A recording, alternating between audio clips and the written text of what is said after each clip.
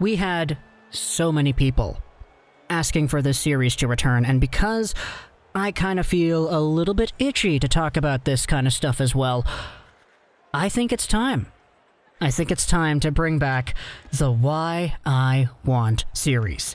The video playlist where we go over the 2021 NHL eligible prospects, and we talk about them in a manner as to why I would want them for my hockey team. Now, formerly, this series was strictly Vancouver Canucks based. That's what it was in 2018, that's what it was in 2019. But as the channel has expanded to more fans and to more fan bases as well, we've branded the videos since 2020 as just an overall prospect video discussion series. And I'll say right off the bat, I'm not going to pretend to be some really good scout over here. Heck, even just on YouTube, I am in the bottom tier when it comes to guys who know their thing about prospects. If you really want deep, in-depth scouting reports going over intricacies and idiosyncrasies in players, I will direct you to Andy LaHoo, NHL Draft Central, Scouching, Will Scouch, Brett Maroki on defense. Formerly, we had Draft Dynasty, but I think that guy actually got hired somewhere, so that's really good for him. I'm not those guys, and I'm not going to pretend to be those guys. Those guys know so much more about prospects and scouting than I ever could actually make the time towards being able to do. This is not what that is. This is just a conversation talking about players, talking about what they could be, and talking about them in the context of my favorite teams. And the reason why I started to kick off why I want with this player is because now that we kind of know that my teams, the Vancouver Canucks first and foremost, they're probably not going to be a playoff team, and as a result, they're probably going to be somewhere in that draft lottery process.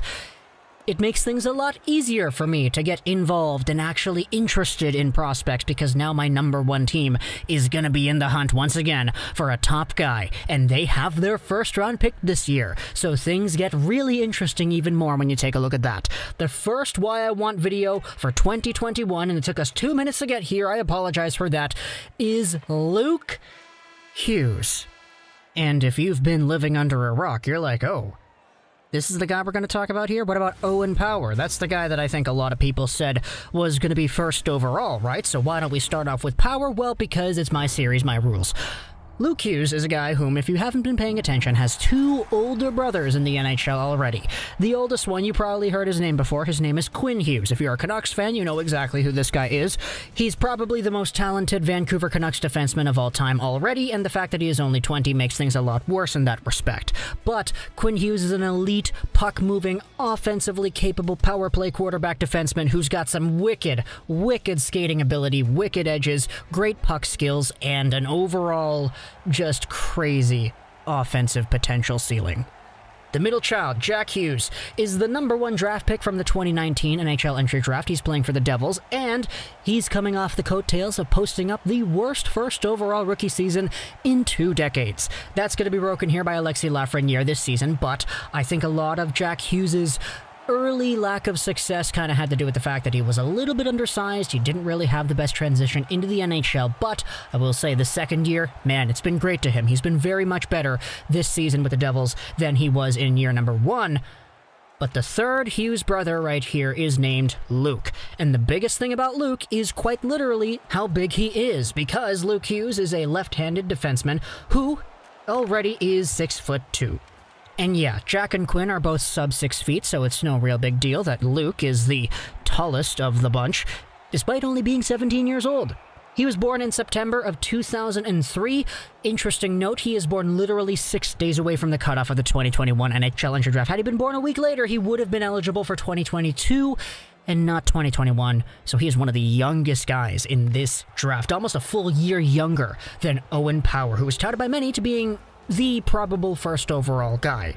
Even though there's probably like 10 of those guys that you could realistically say could be there, Luke Hughes is also one of these guys. And just to exemplify that, take a look at the rankings right here. He is ranked currently number 1 on the consolidated rankings held on Elite Prospects. Elite Prospects themselves on their own list has him at number 8. Future Considerations has Hughes at number 1. Neutral Zone has him at 4. McKean's number 3. Recruit Scouting has him at 1. Dauber at 5. He's also ranked 2nd, 3rd, 5th, and 10th. 10th being the lowest by TSN and Bob McKenzie, which is really interesting to see how that works out. But as you can see, Luke Hughes is one of the many guys in this draft who could go 1st overall or who could go 10th overall, because the entire pool of players at the top for this year is quite spectacular. There's no consensus number 1 Alexis Lafreniere, Jack Hughes, Austin Matthews, Connor McDavid guy in this draft. There are just 10 guys who are all sort of below that, but who could go number 1, and Hughes is one of them.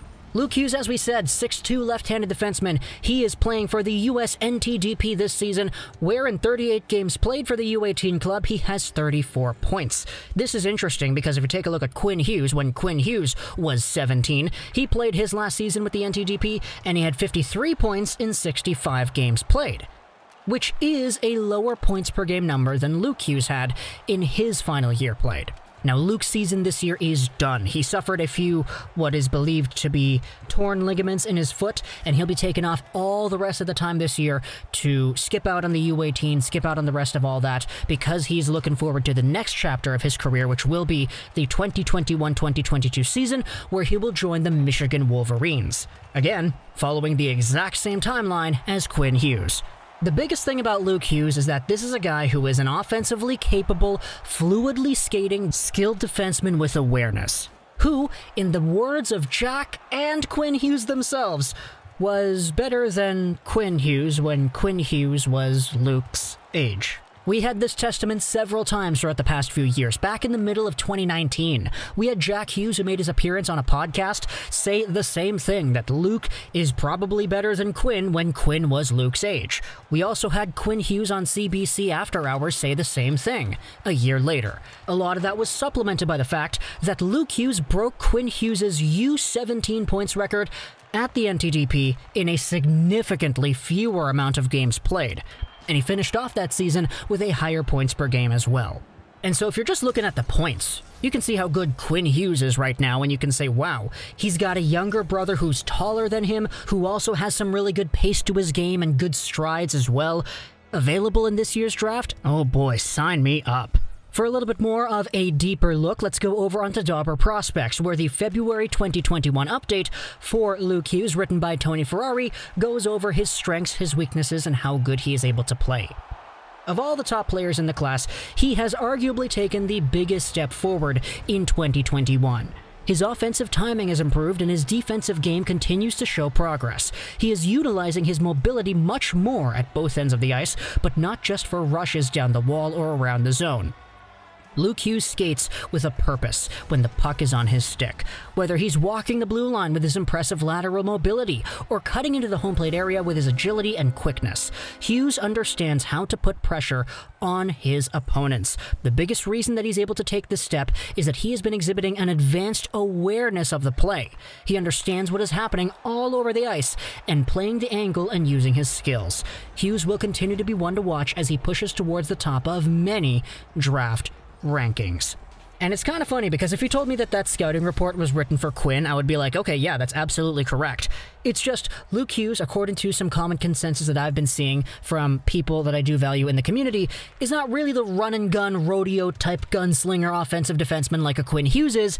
He's a little bit less dynamic than that, but he still has the ability to turn things up and warm up the bus when he wants to.